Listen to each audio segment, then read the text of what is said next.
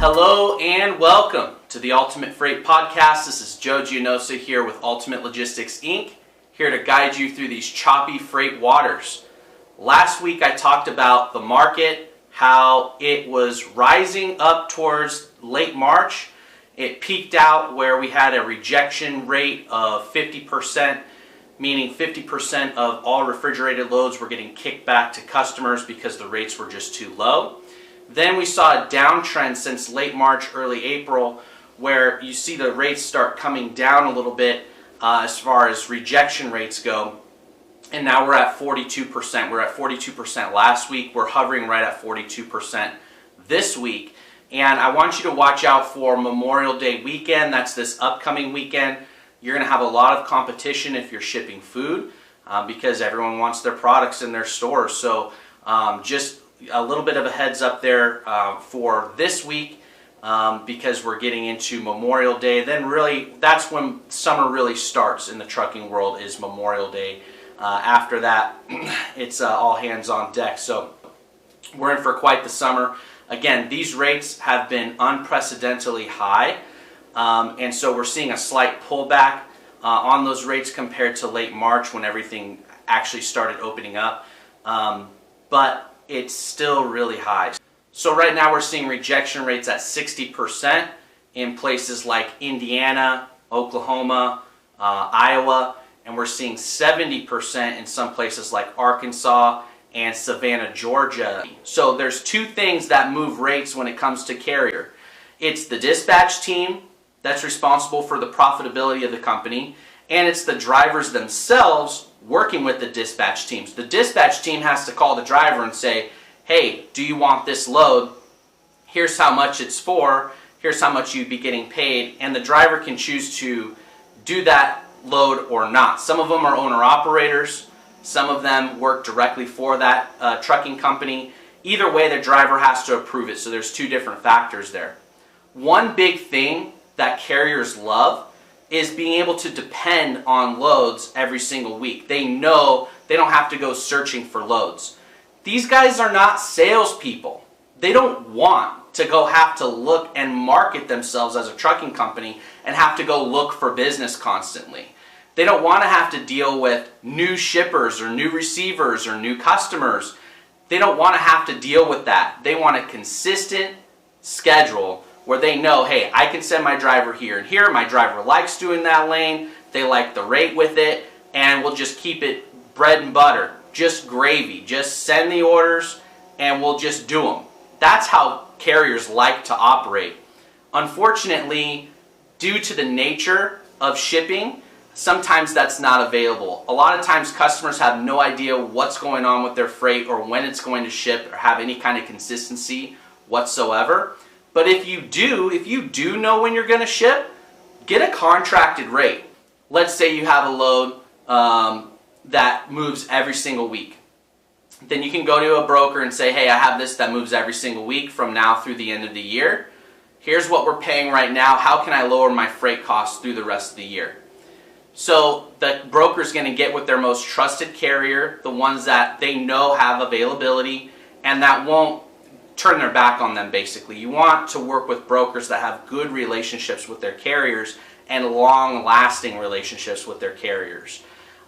Sometimes newer brokers or brokers that just kind of turn and burn their carriers, they're using a different carrier every time, and it's not really the best way to go about things. So you want to have that relationship with your carrier and long-lasting relationships so they're not rejecting the freight if things get a little bit dicey. And that's because we have those long-lasting relationships with carriers who will hold tried and true with us. They know that we're good for what we say we're going to do. So you know you're not going to get overcharged or some crazy rate depending on the market. You can hold steady that constant contracted rate, so it works out better for the carrier and it works out better for the customer.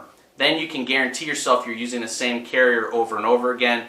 They build relationships with the shipper and receiver. They know the schedule. They start building loads around your load. So if you have a contracted rate with a carrier, That's their primary load. Everything else that they book is around that. So there's much better availability, a lot less problems, a lot less, the driver is stuck at a receiver, they're going to be late to the pickup appointment, things like that, because they're scheduling around you and your load, because you're their bread and butter at that point. So the more you can do a contracted rate, the better. You're going to save money in the long run. You're also going to save a lot of headaches because you're going to get better service in the long run as well. So a lot of customers don't have that luxury of knowing when their freight is shipping or how often it's going to ship. And so they just have to kind of shoot from their hip and see what happens, try to get the cheapest rates possible.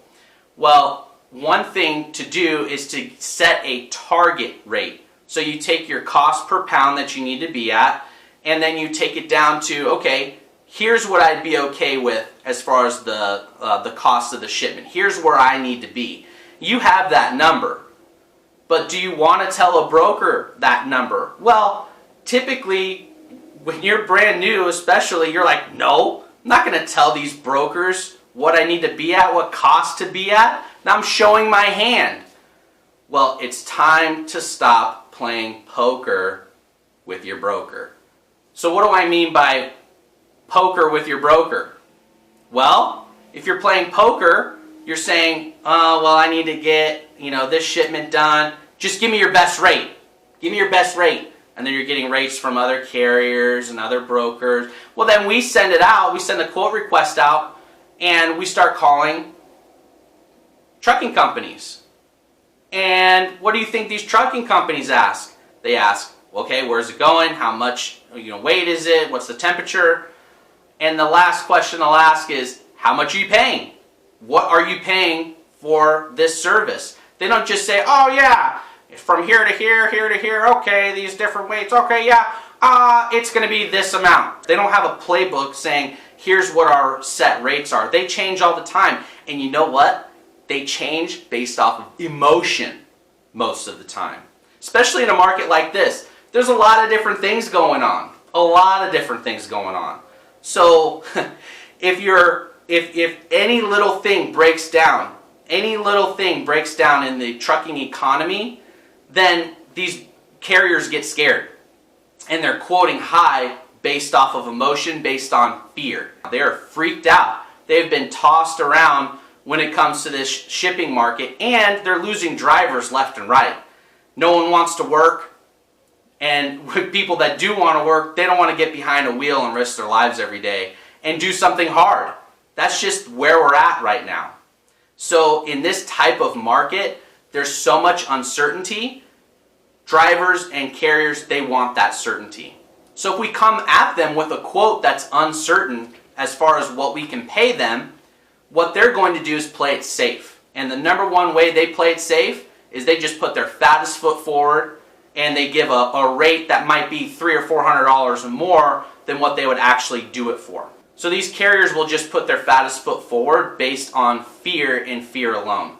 So the best thing you can do as a customer is figure out what your rate is per pound that you need to be at. Tell your broker, here's what I need to pay. This is the target rate. Send it with the quote. So once you send everything over as far as the quote goes, and it has the dates and the weight and the temperature and all that stuff, and we go to the carrier, then we have a target rate in our hands. And we can go to the carrier and say, hey, here's the lane, here's the temp, here's the dates. We have to be at this rate. If you can do it for this rate, you get the load.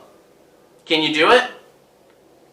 Sometimes they'll say yes, sometimes they'll say no. But if they do say no, they'll let you know exactly what they do need to be at in order to do it. Our job as a broker is to get your freight costs down as low as possible. The best way to do that is to just give that target rate, because your target rate's probably going to be lower than market rate is anyways, and you're not showing your hand. There's no hand to be shown. You're not in control of these rates right now. These carriers are in control of the rates. So the best thing we can do is give them some kind of direction and a target so we know exactly what we're trying to pay, and then negotiate it down from there. So this is way more cost effective than just playing poker and not showing your hand, and we have no idea what we're trying to get to. The other thing you could do is if you have other people that are quoting on it, you can say, just give them a heads up, hey, thank you for your quote, you're like $400 too much. And you could tell a broker that and what they need to do to get the order. So that's a great way to bring your costs down. Just because you send out a quote to 100 different people doesn't necessarily mean you're going to get the cheapest rates overall throughout the year. The best way to get the cheapest rates is to develop loyalty with your carriers and show them exactly where they need to be at to get the load. That way, that fear in their mind is dissipated and they can just focus on getting your loads done for a good rate and a consistent basis, and they're much more willing to do these loads at a cheaper rate for you if they know they can depend on them throughout the year. That's what I got for you. Hope everyone has a wonderful Memorial Day, and we'll talk to you next week. Thanks.